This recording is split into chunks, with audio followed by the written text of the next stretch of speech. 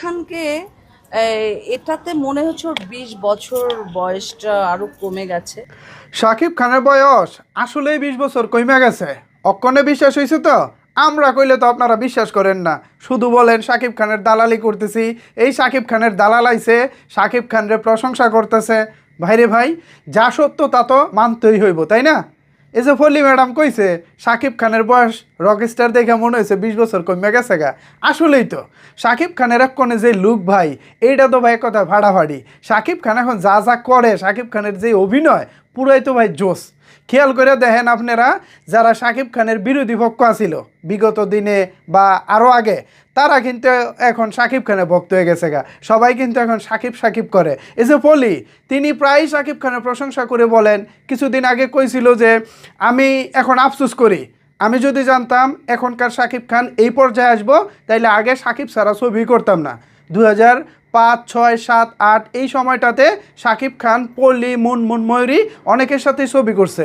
ওই ছবি করাগুলো নিয়ে যদিও শাকিব খান সমালোচিত হয়েছেন, বাট এই যে পলি কিংবা অন্যান্য সমসাময়িক যারা ছিলেন তখন, তারা কিন্তু এখন ঠিকই শাকিব খানের ব্যাপক প্রশংসা করে, এমনকি অন্যান্য নায়কদের বিপরীতে অভিনয় করা নিয়ে আফসোস করে। কারণটা কি জানেন? কারণ এই যে এখন শাকিব খান ভালো করতেছে, এটার ক্রেডিটটা নেওয়ার জন্য।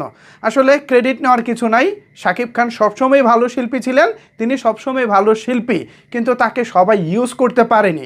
বিশেষ করে এফডিসি ঘরানার যেসব নির্মাতা আছেন, তাদের হাত ধরে যদিও শাকিব খানের উত্থান, চলচ্চিত্রে শাকিব খান তাদের হাত ধরে এসেছে, বাট একটা সময় গিয়ে শাকিব খানকে তারা আর ইউজ করতে পারেনি। ওই গতানুগতিক প্রেমের সিনেমা, গতানুগতিক গল্পের মধ্যে কলকাতার সিনেমা থেকে নকল, অমুক তমুক ইন্ডাস্ট্রি থেকে নকল সিনেমা করে শাকিব খানকে এই তারাই কিন্তু সমালোচিত বানিয়েছিলেন। বাট আজকের দিনে দেখেন, শাকিব খান নিজের পরিশ্রমে, নিজের ইচ্ছায়, নিজের চেষ্টায় যে জায়গায় এসেছে, তা সত্যি অ্যাপ্রিসিয়েট করার মতো।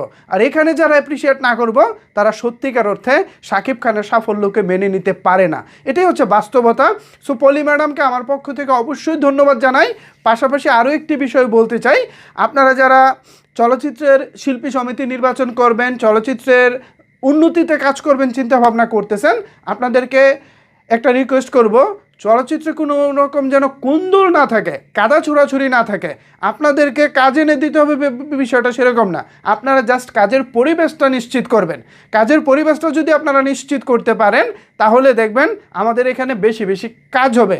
কিন্তু সেই কাজের পরিবেশটা নিশ্চিত না করে যদি কাদা ছোড়াছুরি করেন, একজন এগিয়ে যাচ্ছে, তাকে কিভাবে আটকে রাখা যায়, তাকে কিভাবে আটকানো যায়, এরকম চিন্তা যদি করেন, তাইলে কিন্তু আসলে আমাদের ইন্ডাস্ট্রি কখনোই আগাবে না। যেটাও মানে শাকিব খান বা অন্যান্যরা চেষ্টা করতেছে, সেটাও পিছিয়ে পড়বে। সো এই হচ্ছে আমার অনুরোধ আপনাদের কাছে, শিল্পী সমিতি নির্বাচন করেন বা চলচ্চিত্র পরিচালক সমিতি নির্বাচন করেন, আমাদের কোনো সে নাই, বাট পরিবেশটা ঠিক রাখেন। ঠিক আছে? রাগ করলেন আপা? ভিউয়ার্স, এ বিষয়ে আপনাদের মতামত জানতে চাই, নিচের কমেন্টস বক্সটা আপনাদের জন্য ওপেন রইল। ধন্যবাদ সবাইকে এতক্ষণ আমার সাথে থাকার জন্য।